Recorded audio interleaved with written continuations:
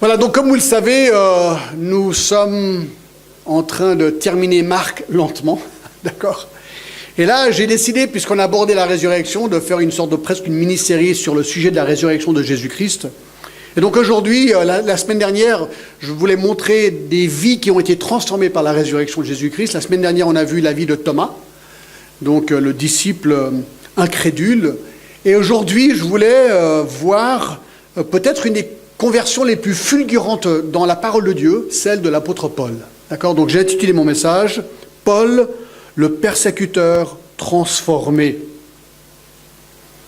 Alors cette semaine, j'ai lu une histoire amusante dans le Notre Pain quotidien. Peut-être que vous recevez cette brochure, vous l'avez lu avec moi peut-être. Voici ce que l'histoire disait. Une femme de Grand Rapids, Michigan, aux États-Unis, s'est endormie sur le canapé après que son mari était allé se coucher. Un voleur s'est faufilé par la porte coulissante du jardin que le couple avait oublié de verrouiller. Il est entré dans la maison et sans voir la dame endormie sur le canapé, il monta à l'étage et entra dans la chambre où le mari dormait.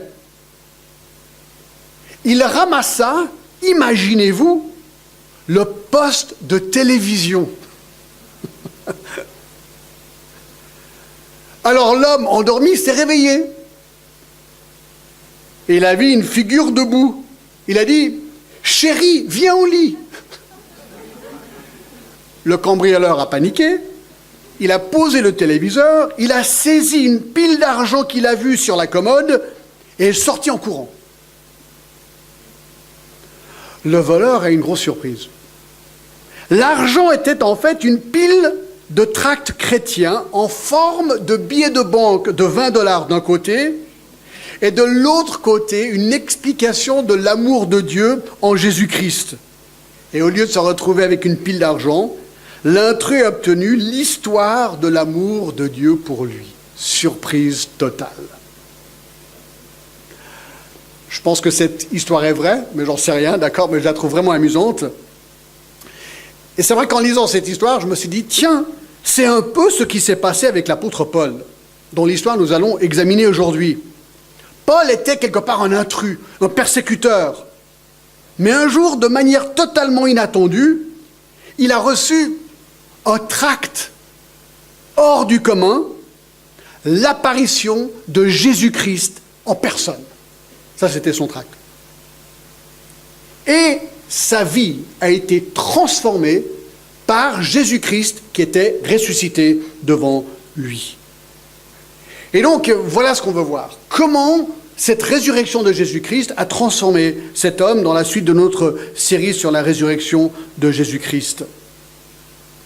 Alors, comme nous l'avons déjà vu, et là maintenant je reviens vraiment sur notre sujet, beaucoup de personnes ont tenté de prouver que la résurrection de Jésus-Christ est une invention humaine, qu'elle n'a jamais eu lieu. Pourquoi? Pourquoi est-ce que les gens n'aiment pas la résurrection de Jésus? Eh bien, parce que si la résurrection de Jésus-Christ a vraiment eu lieu, si la résurrection de Jésus-Christ s'avère être un fait historiquement fiable, alors nous sommes face à quelque chose de véritablement extraordinaire. En fait, nous sommes face à quelque chose de franchement troublant. Si la résurrection de Jésus-Christ a vraiment eu lieu, cela veut dire, écoutez bien, que la mort n'est pas le dernier mot dans la vie. Et la résurrection prouverait qu'il y a une puissance plus grande encore que la mort, et que cette puissance se trouve non pas dans une force, mais dans une personne, et une personne qui s'appelle Jésus-Christ. Alors bien sûr, il faut dire qu'une telle exclusivité, parce qu'on est en train de dire que Jésus-Christ est la réponse, n'est-ce pas? Eh bien, une telle exclusivité laisse pas mal de gens plutôt inconfortables. Et donc, il y a beaucoup de gens qui ont cherché à affirmer que la résurrection de Jésus, en fait, n'a jamais eu lieu. Beaucoup de gens ont passé du temps à essayer de faire cela. Alors, la question est celle-ci. Est-il possible de démontrer que la résurrection a eu lieu? Eh bien, si vous avez écouté mes derniers messages, ça fait 3 ou 4 messages que je vous donne des preuves pour la résurrection, donc je pense que c'est tout à fait prouvable, historiquement. On ne va pas revoir tout ça, puisqu'on l'a déjà vu, pour aller sur le site écouter. Mais une des manières les plus convaincantes de démontrer que la résurrection de Jésus-Christ a eu lieu, c'est d'examiner des vies ou les vies qui ont été littéralement bouleversées par sa résurrection. Et si on devait choisir un personnage dont l'impact sur le monde a été pas moins qu'extraordinaire, vraiment, le monde a été transformé par l'homme qu'on va regarder maintenant, un homme qui non seulement a été transformé par la résurrection de Jésus-Christ, mais encore qu'il a proclamé haut et fort, et non sans risque pour sa vie. Et cet homme est un juif orthodoxe, zélé, nommé Saul de Tarse. Même l'Encyclopédie Britannica reconnaît que le changement dans sa vie a eu un impact foudroyant sur le monde. Et la question se pose aujourd'hui, comme dans toute l'histoire, comment un des antagonistes les plus farouches du christianisme est-il devenu un de ses plus grands défenseurs? Comment expliquer le changement dans cet homme? Et cette question laisse beaucoup de gens perplexes.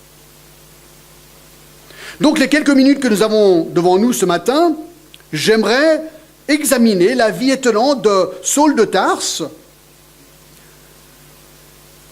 et vous montrer comment la résurrection de Jésus-Christ peut encore aujourd'hui transformer des vies. Alors le plan est très simple, d'accord? 1. Sa vie avant sa transformation. 2. Sa vie au moment de sa transformation. 3. Sa vie après sa transformation. Donc il n'y a rien de plus simple, d'accord? Alors prenons en premier sa vie avant sa transformation. Qui était cet homme? Comment il était? Ou comment était-il? Premièrement, son héritage.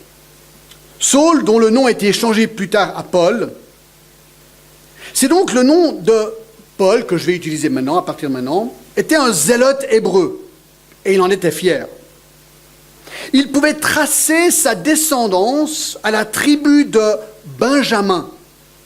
Par exemple, dans Philippiens 3,5, il dit, Philippiens, non, je ne suis pas dans mon livre, dans Philippiens 3,5, il dit « Moi, circoncis le 8e jour, de la race d'Israël, de la tribu de Benjamin, hébreu, né hébreu, quant à la loi, pharisien, etc. » Donc, il est de la tribu de Benjamin, une des 12 tribus juives. Il était donc vraiment juif. Son nom est significatif car il portait le nom du membre du plus grand de cette tribu, le premier roi d'Israël, le roi Saül. Sa ville.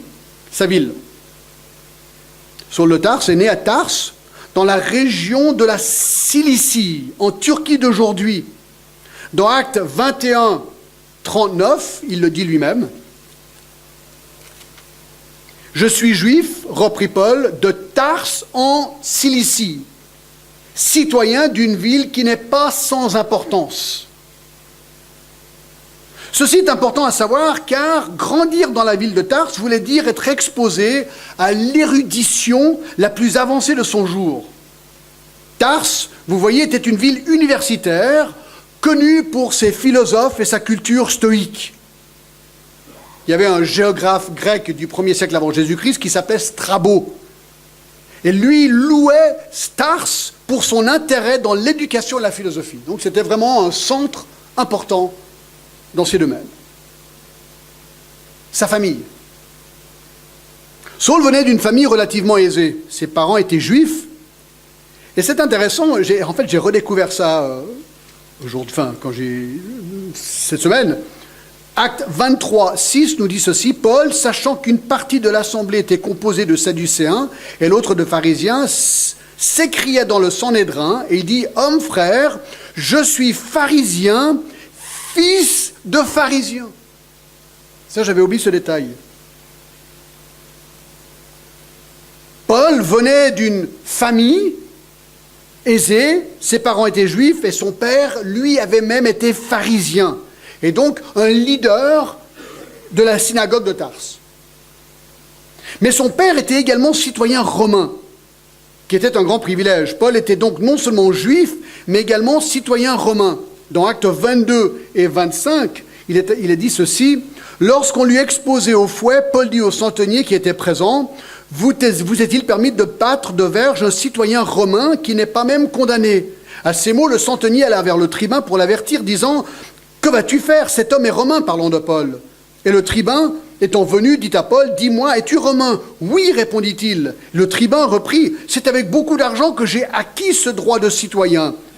Et moi, dit Paul, je l'ai par naissance. » Donc Paul est citoyen romain, mais juif, si vous voulez, de religion ou juif d'héritage, dans ce sens-là. Donc, on apprend que Paul était bénéficiaire de l'enseignement le plus poussé de son époque. Qu'en est-il de sa culture? En plus de son zèle juif, Paul était un homme extrêmement cultivé. Tars, sa ville natale, était, comme je l'ai dit, une ville universitaire connue pour sa culture, ses philosophes. Il est évident que Paul était fort versé dans la culture de sa ville. Il comprenait la pensée helléniste ou hellénistique, la pensée grecque. Il possédait une grande maîtrise de la langue grecque et se montrait habile comme un dialecticien. Donc il parlait bien. Il citait, c'est intéressant, par exemple dans Actes 17, 28, il cite des poètes de l'époque. Je lis Actes 17, 28, « Car en lui nous avons la vie, le mouvement et l'être. C'est ce qu'ont dit aussi quelques-uns de vos poètes. De lui nous sommes la race. » Citation d'Artus et de Cléante. Dans 1 Corinthiens 15, 33, il cite Ménandre. « Ne vous y trompez pas, les mauvaises compagnies corrompent les bonnes mœurs. » Et dans Tite 1, 12, il cite Éphéméride. L'un d'entre eux, leur propre prophète, a dit « Crétois, toujours menteur, méchant, des bêtes, ventre paresseux. » Donc, tout ça pour montrer que Paul citait, sans note, ces philosophes qui révèlent une culture. Qu'en est-il de son éducation? Paul non seulement avait une grande culture grecque, il avait une grande culture juive. Son parcours est étonnant. En tant qu'enfant juif, la loi rabbinique prescrivait que chaque garçon devait commencer à étudier les Écritures à partir de 5 ans et l'étude des traditions légales à partir de 10 ans. Ainsi, depuis un tout jeune âge, Paul était immergé dans un curriculum à la maison, à l'école de la synagogue et dans la synagogue. Donc c'était la parole, la Bible, l'Ancien Testament, constamment. Le judaïsme, en même temps, enseignait l'importance du travail physique et avisait que la prouesse intellectuelle et que le travail physique allaient main en main. Gamaliel était connu pour avoir dit, je cite, « Il y a de l'excellence dans l'étude de la Torah jumelée avec le commerce du monde, car tout Torah sans travail sera un échec à la longue et mènera à l'iniquité. » Un dicton juif disait aussi, ou dit encore, « Celui qui n'enseigne pas le travail à son fils, lui enseigne le vol. » Donc, étude, mais avec travail. Il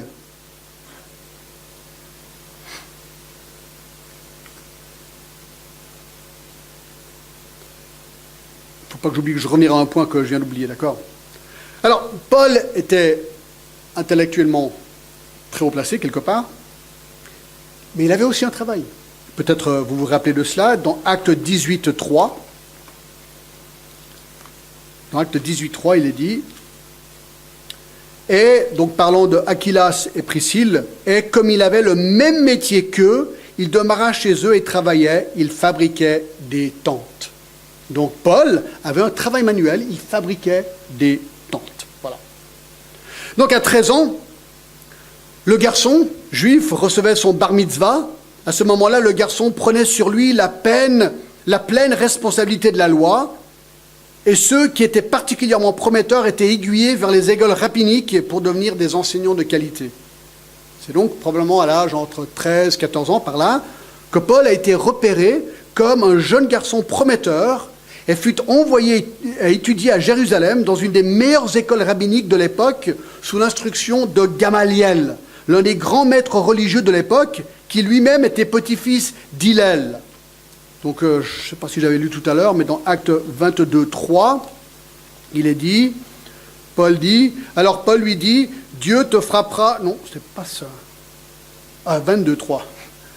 Je suis juif, né de Tarse, en Cilicie, mais j'étais élevé dans cette ville-ci et instruit au pied de Gamaliel dans la connaissance exacte de la loi de nos pères, étant plein de zèle pour Dieu, comme vous l'êtes tous aujourd'hui. Et alors, il est même probable, lorsqu'il était à Jérusalem en train d'apprendre sous Gamaliel, qu'il habitait chez sa sœur. Est-ce que vous savez que Paul avait une sœur ? Les détails sont intéressants. Dans Acte 23 et le verset 16, il est dit... Le fils de la sœur de Paul, ayant eu connaissance du guet-apens, alla dans la forteresse en informer Paul. Donc lorsque Paul était déjà tenu, il y avait un guet-apens pour essayer de le tuer, c'est le fils de sa sœur qui va raconter ça pour que la vie de Paul soit épargnée. Donc il avait une sœur, probablement c'est là qu'il habitait lorsqu'il était à Jérusalem. Donc pendant ces années d'études, il est devenu apparent que Paul était un surdoué, bien qu'avancé, plus avancé que ses contemporains dans le judaïsme. C'est intéressant, dans Galates 1,14, écoutez ce que Paul dit. « Vous avez su quelle était autrefois ma conduite dans le judaïsme, comme je persécutais à outrance et ravageais l'Église de Dieu, et comment j'étais plus avancé dans le judaïsme que beaucoup de ceux de mon âge et de ma nation, étant animés d'un zèle excessif pour les traditions de mes pères. » Donc, il était plus excessif, c'est lui qui le dit, que ses contemporains. C'était le top du zèle excessif, comme il le dit, pour les traditions de ses pères. J'ai oublié de parler de son apparence physique. En ce qui concerne son apparence physique, alors on n'a pas de photo, bien sûr, d'accord, mais on a quelques indices peut-être, sans doute une stature relativement normale ou même petite. 2 Corinthiens 10, 10. 2 Corinthiens 10, 10 dit, afin que je ne paraisse, non, verset 10, car, dit-on, ces lettres sont sévères et fortes, mais présent en personne, il est faible et sa parole est méprisable. Alors je pense qu'une fois qu'il est devenu chrétien, il est devenu très humble, cet homme, mais est-ce qu'il avait une petite stature? Le mot Paul, je ne sais pas si vous le saviez, d'origine veut dire petit. Alors certains pensent qu'il avait peut-être une petite stature, beaucoup pensent qu'il avait en plus une infirmité dans sa chair qui le frustrait et dont il se référait occasionnellement. C'était peut-être un problème aux yeux, de nouveau, on ne sait pas exactement, mais il est dit dans Galates 4, et le verset 13, ceci, Christ nous a rachetés, non, 4.13, excusez-moi, 4.13, vous ne m'avez fait aucun tort, vous savez que ce fut à cause d'une infirmité de la chair que je vous ai annoncé pour la première fois l'Évangile. Donc il parle d'une infirmité qu'il avait peut-être dans la chair.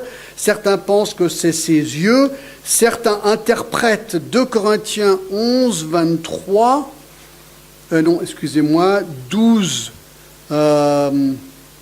verset 7. 2 Corinthiens 12, 7. Et pour que je ne sois pas enflé d'orgueil, à cause de l'excellence de ces révélations, il m'a été mis une écharde dans la chair, un ange de Satan pour me souffleter et m'empêcher de m'enorgueillir. Donc voilà, alors certains disent, oui là, c'est probablement une référence à son infirmité. Le problème, c'est qu'il est dit ici qu'il avait cette écharde dans la chair, et ensuite il explique, un ange de Satan pour me souffleter. Donc moi j'ai quand même l'impression que ici, ce texte-là parle vraiment qu'il y avait un ange de Satan, un démon, qui attaquait Paul pour qu'il reste humble. C'est intéressant quand même.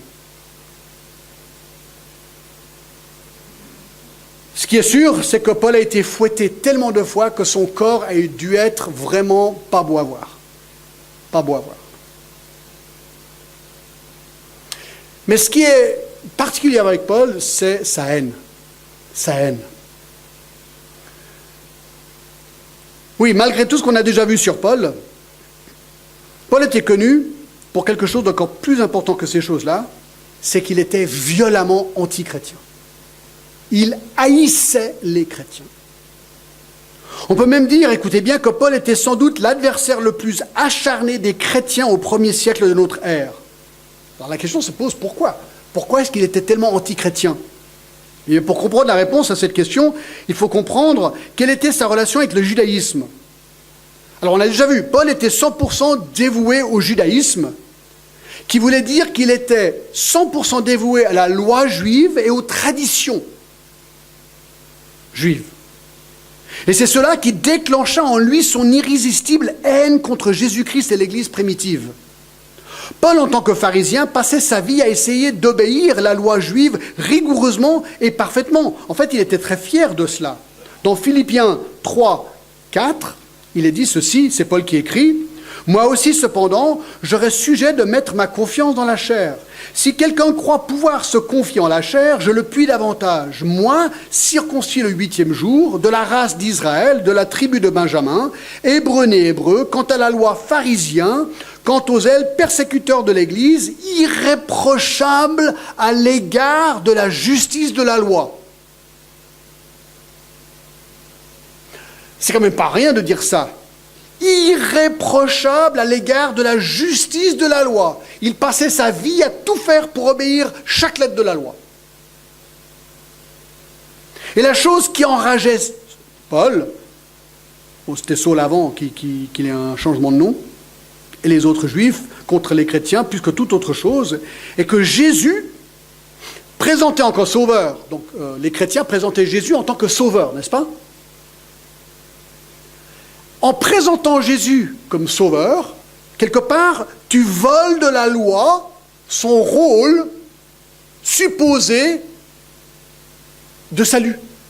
Si tu penses qu'en gardant la loi, tu peux te rapprocher au salut, te présenter un sauveur et dire, mais écoute, ça ne sert à rien de garder toute la loi. Jésus est ton sauveur. Quelque part, en un trait, tu annules cette nécessité de garder la loi que tu penses est nécessaire.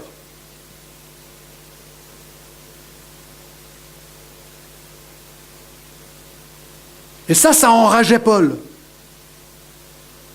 Saul était violemment antichrétien, car pour lui, l'important c'était de garder la loi pour pouvoir parvenir au salut. L'Encyclopédie Britannica explique que cette secte juive appelée chrétienne frappait au cœur des études rabbiniques de Paul.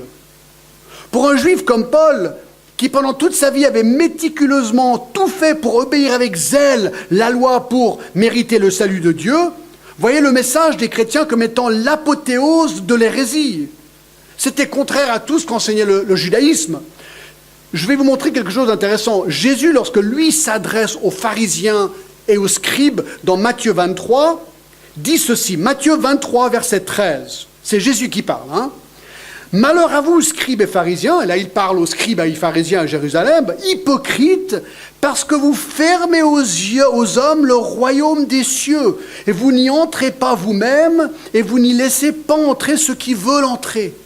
Donc leur judaïsme était devenu un moyen de fermer les gens au ciel. C'est ce qu'il dit ici. Et le verset 15. Malheur à vous, scribes et pharisiens hypocrites, parce que vous courez la mer et la terre pour faire un prosélyte, donc un converti, et quand il est devenu, vous en faites un fils de la gêne 2 fois plus que vous. Au lieu d'utiliser la loi pour montrer à l'homme qu'il était pécheur, et ensuite montrer toutes les prophéties dans l'Ancien Testament qui pointaient au Messie qui pouvait pardonner le péché, il prenait la loi et mettait la loi comme le standard qu'il fallait atteindre pour être sauvé. Et donc, ils vont droit en enfer, c'est ce que Jésus dit ici. Verset 23, écoutez, malheur à vous, scribes et pharisiens, c'est Jésus qui parle encore, hypocrite, parce que vous payez la dîme et la menthe et la nette et le cumin, donc vous faites vos offrandes, c'est très bien, et que vous laissez ce qui est plus important de la loi, la justice, la miséricorde et la fidélité, c'est là qu'il fallait pratiquer sans négliger les autres choses. Tout ça pour montrer que leur religion était devenue une religion externe, pas de cœur.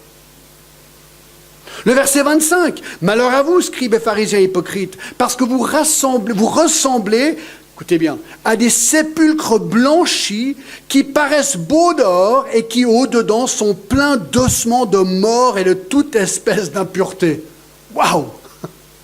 C'est comme ça qu'il décrit l'établissement juif de l'époque. Verset 28. Vous de même, au dehors, vous paraissez juste aux hommes, mais au dedans, vous êtes plein d'hypocrisie et d'iniquité. Donc c'était devenu une religion externe, pas un amour pour le Messie et le Sauveur à venir.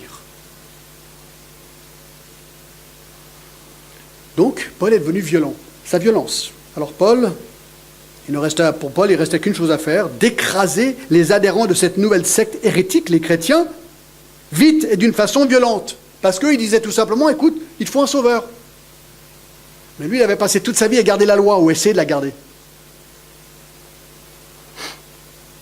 Il fallait éliminer ces chrétiens qui présentaient le salut comme étant par la foi et non par la loi. Et c'est précisément ce que Paul a tenté de faire. Galates 1,13, il dit, je cite Paul, « Je persécutais à outrance et ravageais l'Église de Dieu. » Au fait, c'est pour ça que Paul, dans tous ses écrits, il parle de la grâce de Dieu. Il parle de la grâce de Dieu. Une fois qu'il a été converti, il a compris. Dans Galates 3, 11, « Et que nul soit justifié devant Dieu par la loi, cela est évident. Puisqu'il est dit, le juste vivra par la foi. » Verset 13, « Christ nous a rachetés de la malédiction de la loi, étant devenu malédiction pour nous. » Éphésiens 2, 8, « Car c'est par la grâce que vous êtes sauvés par le moyen de la foi. Cela ne vient pas de vous, ce n'est le don de Dieu, ce n'est point par les œuvres, afin que personne ne se glorifie. » Donc une fois qu'il a compris Christ, il a réalisé, mais je fais tout faux. Je suis sauvé par la grâce de Dieu qui me sauve en Jésus-Christ. Donc il persécute les chrétiens. Acte 26, 9. « Pour moi, j'avais cru, je cite Paul, j'avais cru devoir agir vigoureusement contre le nom de Jésus de Nazareth. C'est ce que j'ai fait à Jérusalem. J'ai jeté en prison plusieurs des saints ayant reçu des pouvoirs des principaux sacrificateurs. Et quand on les mettait à mort, je joignais mon suffrage à celui des autres. » Il était tout content de voir les chrétiens être mis à mort. Et le plus bel exemple, dans Actes 6, 7 et 8, on ne va pas regarder toute l'histoire, parce qu'on en a une autre à regarder là. Ça, c'est encore l'introduction, d'accord? Mais vous en faites pas, on va terminer alors, d'accord? C'est lorsque Étienne a été martyrisé, le premier martyr chrétien. Eh bien, c'est intéressant, dans Acte 7, quelle est la part de Paul dans ce meurtre? Acte 7, 58, il est dit, ils le traînèrent dehors de la ville et le lapidèrent, parlant d'Étienne. Les témoins déposèrent leurs vêtements aux pieds d'un jeune homme nommé Saul. Verset 8, chapitre 8, verset 1, Saul avait approuvé le meurtre d'Étienne. Acte 8, verset 3, Saul, de son côté, ravageait l'Église, pénétrant dans les maisons et en arrachait hommes et femmes et les faisait jeter en prison. Donc là, il devient actif maintenant. Il va les chercher, les débusquer, il les arrache chez eux, il les met en prison. Ça, c'est Paul, l'apôtre Paul. Et maintenant, on arrive quelque part au sommet de ces persécutions, chapitre 9. Et on devrait tous y aller parce que maintenant je vais parcourir ce chapitre rapidement. Cependant, Saul, respirant encore des menaces et le meurtre contre les disciples du Seigneur, se rendit chez les souverains sacrificateurs et lui demanda des lettres pour les synagogues de Damas, afin que s'il s'y trouvait des partisans de cette nouvelle doctrine, hommes ou femmes, il les amène liés à Jérusalem.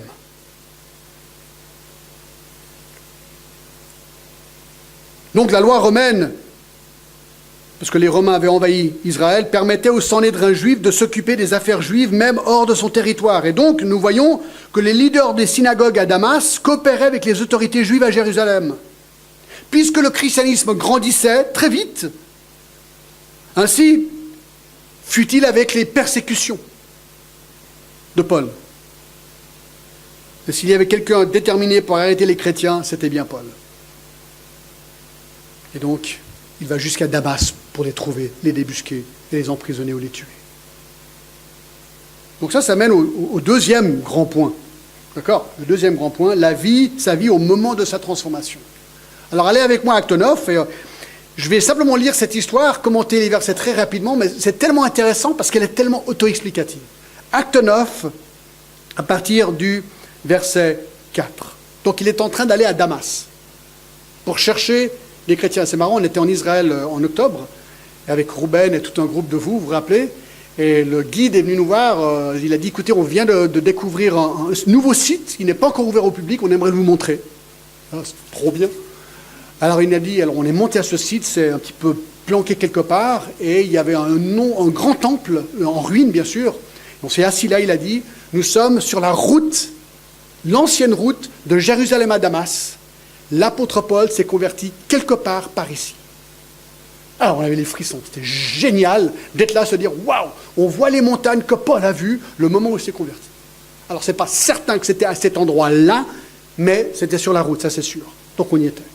Alors, qu'est-ce qui se passe? Verset 3. Comme il était en chemin et qu'il approchait de Damas, tout à coup, une lumière venant du ciel resplendit autour de lui. Donc Paul est à cheval, probablement avec tout un groupe de personnes allant à Damas, et tout d'un coup, comme le verset nous le dit, une lumière venant du ciel resplendit autour de lui. Alors j'ai toujours trouvé ce petit détail incroyablement intéressant. Lorsqu'il raconte son témoignage dans Acte 26 et le verset 13, il dit ceci de ce moment-là. Vers le milieu du jour, ô roi, je vis en chemin resplendir autour de moi et de mes compagnons une lumière venant du ciel et dont l'éclat surpassait celui du soleil. Écoutez, si vous êtes en Israël, à midi, et vous voyez ce soleil du désert, d'une chaleur extrême, de vous dire que la lumière de Jésus était encore plus brillante que celle-là, moi ça me souffle. J'arrive même pas à imaginer quelque chose de plus brillant que le soleil israélien à cette époque.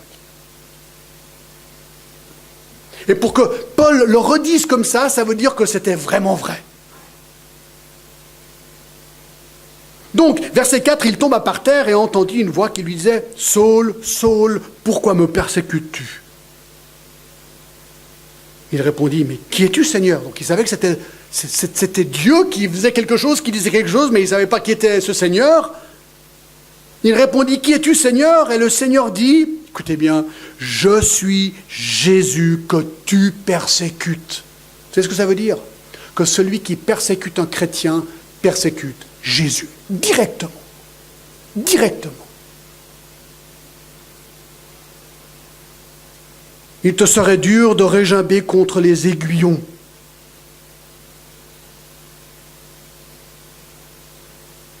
De résister en ruant, donc régimber veut dire résister.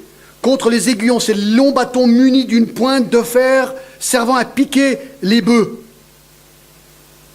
Non, il fallait qu'il reconnaisse son péché, Paul. Et c'est ce que Jésus est en train de faire ici. Il l'arrête. Verset 6, tremblant et saisi d'effroi, il dit « Seigneur, que veux-tu que je fasse ?» Mais non, il dit « Seigneur, Jésus, que veux-tu que je fasse ?» Et il est convaincu. Il est convaincu. Et le Seigneur lui dit « Lève-toi, entre dans la ville, et on te dira ce que tu dois faire. »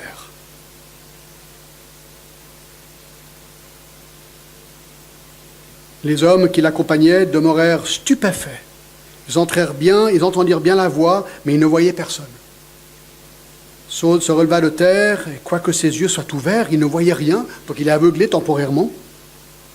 On le prit par la main et on le conduisait à Damas. Il resta 3 jours sans voir, et ne mangea ni but. Or, il y avait à Damas un disciple nommé Ananias. Donc là, cet homme orgueilleux est cassé, aveugle. Tout ce qu'il a, c'est cette vision et ce dialogue qu'il vient d'avoir avec Jésus ressuscité. Il y avait à Damas un disciple nommé Ananias. Le Seigneur lui dit dans une vision, « Ananias !» Il répondit, « Me voici, Seigneur. » Et le Seigneur lui dit, « Lève-toi, va dans la rue qui s'appelle Droite et cherche dans la maison de Judas un nommé Saul de Tarse. Car il a vu en vision un homme du nom d'Ananias et entrait, qui lui imposait les mains et qu'il recouvre la vue. » Alors, j'aimerais juste faire une petite parenthèse ici. Dans certains milieux chrétiens aujourd'hui, on parle de prophétie, que Dieu donne des prophéties directement. Et parfois, on entend dans ces églises où un prédicateur dit « Ah voilà, il y a quelqu'un ici qui a un problème de dos. Il y a quelqu'un ici qui a un problème de ceci ou cela. » Comme quoi Dieu lui aurait révélé qu'il y a un problème et que Dieu va les guérir. Moi, j'ai un grand doute par rapport à la véracité de ces prophéties. Je vais vous dire pourquoi. Parce qu'ici, nous avons un exemple sur comment Dieu est spécifique dans les prophéties. Il dit à Ananias, verset 10, « Le Seigneur a dit une vision à Ananias, il répondit, me voici Seigneur, lève-toi, va dans la rue qu'on appelle la droite. » Donc il donne l'adresse. Dieu donne l'adresse. Jésus donne l'adresse. « Cherche dans la maison de Judas un nommé Saul de Tarse. » Il donne le nom du propriétaire de la maison et le nom de la personne qui doit aller voir. Il n'y a pas d'erreur. Car il prie, il sait même ce qu'il est en train de faire. Il a vu en vision un autre homme nommé Ananias. De nouveau, le nom est donné ici. Et qui entrait et qui lui imposait les mains afin qu'il recouvre la vue. Ça, mes amis, c'est une prophétie biblique. C'est pas à peu près, c'est spécifique. Je ferme la parenthèse, d'accord? Donc, Ananias est appelé par le Seigneur pour aller voir l'apôtre Paul. Alors il a peur. Ananias répondit, « Mais Seigneur, j'ai appris de plusieurs personnes tous les maux que cet homme a fait. Et tes saints de Jérusalem. » Il dit, « Mais t'as voir, il a une mauvaise réputation, ce gars-là, il tue tout le monde. » Il y a ici des pouvoirs de la part des principaux sacrificateurs pour lier tous ceux qui invoquent ton nom. Mais le Seigneur lui dit, « Va, car cet homme est un instrument que j'ai choisi pour porter mon nom devant les nations, devant les rois et devant les fils d'Israël. Et je lui montrerai tout ce qu'il doit souffrir pour mon nom. »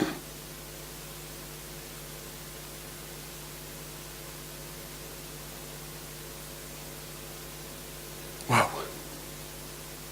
Ananias sortit, et lorsqu'il fut arrivé à la maison, il imposa les mains à Saul, en disant, « Saul, mon frère, le Seigneur Jésus, qui t'est apparu sur le chemin par lequel tu venais, m'a envoyé pour que tu recouvres la vue et que tu sois rempli du Saint-Esprit. » C'est tellement spécifique. Au même instant, il tomba de ses yeux comme des écailles. Il recouvra la vue, il se leva et il fut baptisé. Donc à quel instant exactement est-ce que Paul a reconnu Jésus comme étant son sauveur et son Seigneur? Est-ce que c'est à l'instant où il a vu la vision de Jésus? Probablement. Bref, tout ce qu'on sait, c'est que c'est ici qu'il se fait baptiser comme preuve externe d'une réalité interne. Et au fait, tout chrétien devrait être baptisé. Un chrétien non baptisé, ça ne devrait même pas exister. Jésus l'a dit dans Matthieu 28, « Allez, faites de toutes les nations des disciples, les baptisant au nom du Père, du Fils et du Saint-Esprit. » Donc si tu es chrétien, né de nouveau, authentique, sans être baptisé, tu es en désobéissance. Tu devrais te faire baptiser. Tu devrais te faire baptiser. C'est intéressant, c'est le premier truc que Paul fait ici. Il se fait baptiser. C'est comme s'il est pressé de se faire baptiser là. Et après qu'il eut pris de la nourriture, les forces lui revinrent. Fantastique. Alors, troisième point. Quelle est la vie de Paul après sa conversion? Après sa conversion. C'est incroyable. Mesdames et messieurs, j'aimerais vous lire le prochain verset, le verset 20. D'accord?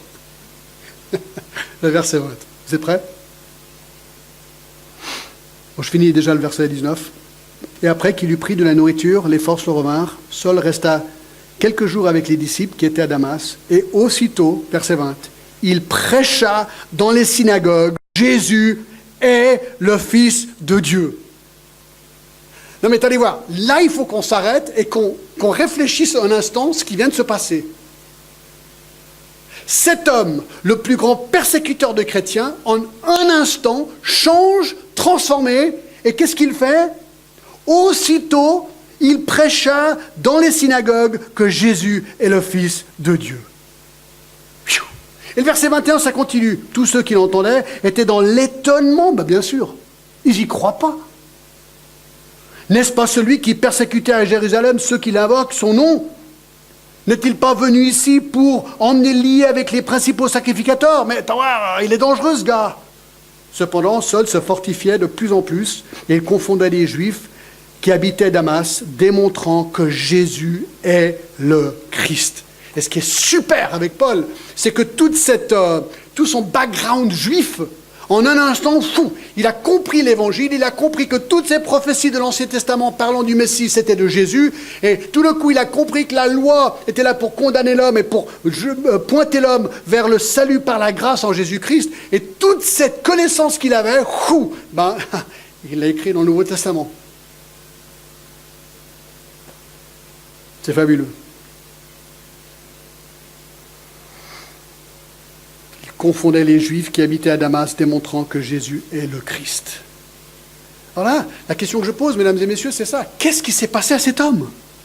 Comment expliquer ce changement si rapide, si radical, si draconien, si complet?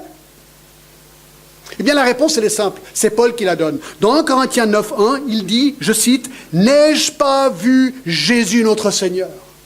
Mais oui, Paul, il dit, écoutez, ce qui s'est passé, c'est que j'ai eu le privilège de voir Jésus m'apparaître. Et il m'a sauvé. Alors vous dites, ouais, mais c'est pas juste, moi je ne l'ai pas vu, Jésus apparaître. Ben, vous vous rappelez ce que Jésus a dit à Thomas, bénis ceux, toi comment il le dit exactement, Jean 20, il le dit, béni sois-tu parce que tu as vu. Thomas lui répondit, mon Seigneur et mon Dieu. Jésus lui dit, parce que tu m'as vu, tu as cru. Heureux ceux qui n'ont pas vu et qui ont cru. Il ne faut pas avoir vu Jésus, il ne faut pas avoir touché Jésus pour être sauvé. Il faut juste être cru en lui pour qu'il te sauve. Et dans Actes 22:6, Paul décrit exactement comment il a vu Jésus. Je cite, « Comme j'étais en chemin, je vous l'ai déjà lu tout à l'heure, et que j'approchais Damas, tout à coup, vers midi, une grande lumière venant du ciel resplendit autour de moi. Je tomba par terre, j'entendis une voix me disant, « Saul, Saul, pourquoi me persécutes-tu » Je répondis, « Qui es-tu, Seigneur » Il me dit, « Je suis Jésus de Nazareth que tu persécutes. » Qui a transformé cet homme? Jésus-Christ ressuscité. Amen. Amen. Jésus-Christ ressuscité a terrassé Paul. Il a reconnu ce jour-là que sa vie était une vie remplie de péchés, même s'il était religieux. C'est ça qui est intéressant. Tu peux être le plus religieux des personnes, mais un jour tu réalises face à la grâce de Jésus-Christ que tu ne vaux rien. Pourquoi? Parce que pour être avec Dieu pour l'éternité, il faut être saint, il faut être parfait, il ne faut pas juste être amélioré. Non, Jacques 2:10 nous dit qu'un péché, c'est trop pour nous permettre dans la présence de Dieu. Donc il faut que quelqu'un ôte le péché. Jean 29. Jean-Baptiste a dit, voici Jésus, l'agneau de Dieu qui ôte le péché du monde.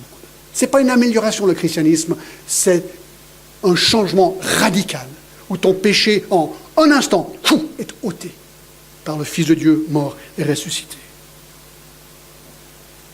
Vous savez ce qui est dingue? Cet homme est devenu, d'un jour à l'autre, le plus grand proclamateur de l'évangile de Jésus-Christ, probablement de tous les temps. Celui qui persécutait les chrétiens est devenu le plus grand proclamateur de l'évangile de Jésus-Christ de tous les temps. Et tenez-vous bien, de sa main ont été écrits, en plus, 13 des livres du Nouveau Testament. C'est quand même pas rien. C'est quand même pas rien. Alors, quelle fut la nature de sa transformation? Un changement de caractère. L'Encyclopédie Britannica décrit Paul avant sa conversion à Jésus-Christ comme étant amer, intolérant, orgueilleux, persécuteur, fanatique, religieux, capricieux. Après sa conversion, il est décrit comme étant patient, aimable et doté d'un sacrifice de soi. Un changement de relation. D'un haïsseur de chrétiens, Paul est devenu leur plus grand défenseur et leur plus grand ami. Changement de message. Bien que Paul a toujours aimé son héritage juif, il a compris que le salut ne vient pas des œuvres de la loi, mais par la foi dans le Messie, Jésus-Christ, notre Sauveur. Et on a vu les versets tout à l'heure. Et il dit, car personne ne sera justifié devant Dieu par les œuvres de la loi. Romains 3, 20, 24 et 28. Ils sont gratuitement justifiés par la grâce, par le moyen de la rédemption qui est en Jésus-Christ. L'homme est justifié par la foi, sans les œuvres de la loi. Et là, je cite Paul. Un changement de perception. Paul soudainement a compris que l'agneau dans l'Ancien Testament, mort pour les péchés des hommes, pointait en fait au Fils de Dieu, le Messie Jésus-Christ qui allait venir sauver son peuple de son péché. Il a compris que cet agneau était le Messie et qu'il devait mourir sur la croix et ressusciter de la croix pour sauver les hommes. Il a reconnu que la résurrection était la victoire sur le péché des hommes. La croix n'était plus une pierre d'achoppement pour lui, mais une voie, la voie du salut.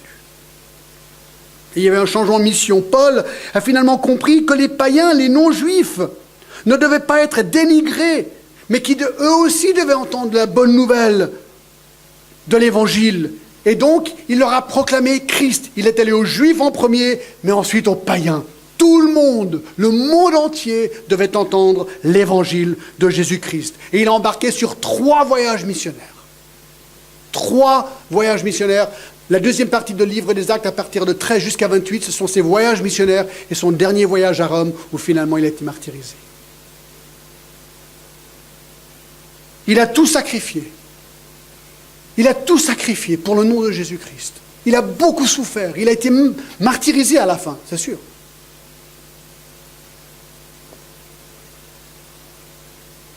Alors, conclusion. Avant de participer dans la Sainte Seine ce matin, un certain Elias Andrews a dit, je cite, « Beaucoup de personnes ont trouvé dans la transformation radicale de ce pharisien juif l'évidence la plus convaincante de la vérité à laquelle Paul fut converti, ainsi que la valeur ultime de la place de Jésus-Christ. » Un certain Archibald McBride, professeur à l'université d'Aberdeen, a dit, je cite, « L'influence d'Alexandre le Grand et de Napoléon sont pâles comparées à l'influence de Paul. » Comment expliquer cela? Paul expliquera tout au long de sa vie et au prix de sa vie que c'est parce que Jésus-Christ a transformé sa vie.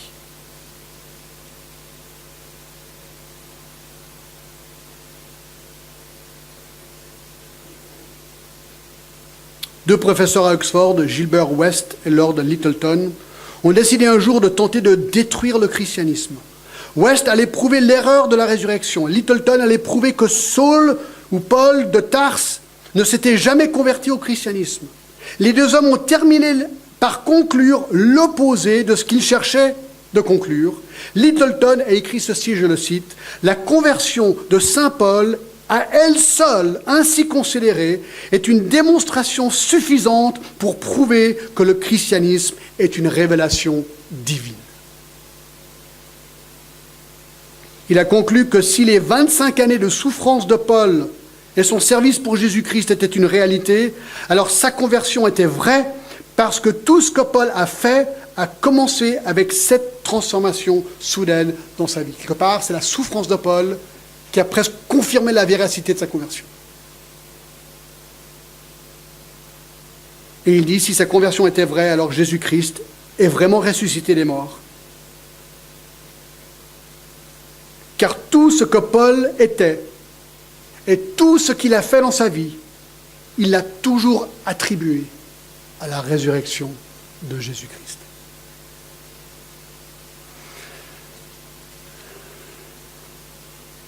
C'est beau, hein? Et vous savez, je parie que je pourrais donner un message sur chacune de vos vies. Parce que chacun de vous qui connaissez Jésus-Christ aujourd'hui, vous avez la même histoire. Oh, les circonstances sont peut-être très différentes. Mais c'est la même histoire. Avant de connaître Jésus-Christ, vous étiez comme ça? Un jour, Christ ressuscité est rentré dans votre vie. Et le résultat, vous pouvez le décrire. Vous pouvez écrire un livre du résultat. Amen.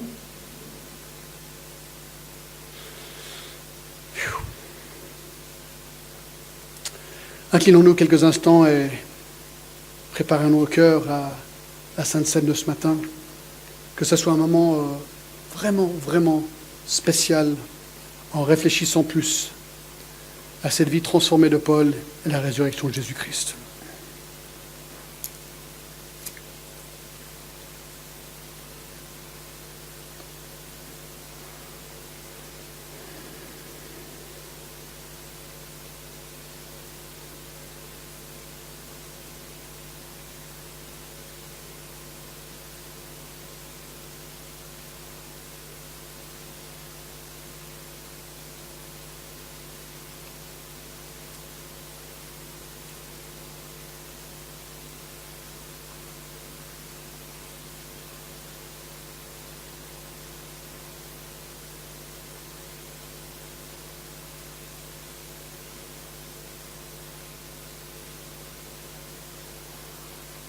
Seigneur, merci pour la manière que tu transformes des vies encore aujourd'hui. Rien n'a changé, Seigneur. Rien n'a changé. Je te remercie d'avoir transformé la mienne, Seigneur. Je te remercie pour toutes les vies que tu as déjà transformées, qui sont présentes ici ce matin. Peut-être y a-t-il des personnes ici ce matin qui n'ont pas encore connu la transformation de Jésus-Christ. Seigneur, peut-être qu'aujourd'hui c'est le jour pour eux. Révèle-toi à eux comme tu l'as fait pour Paul, Seigneur. Il n'y a que toi qui peux sauver un homme ou une femme ou un enfant.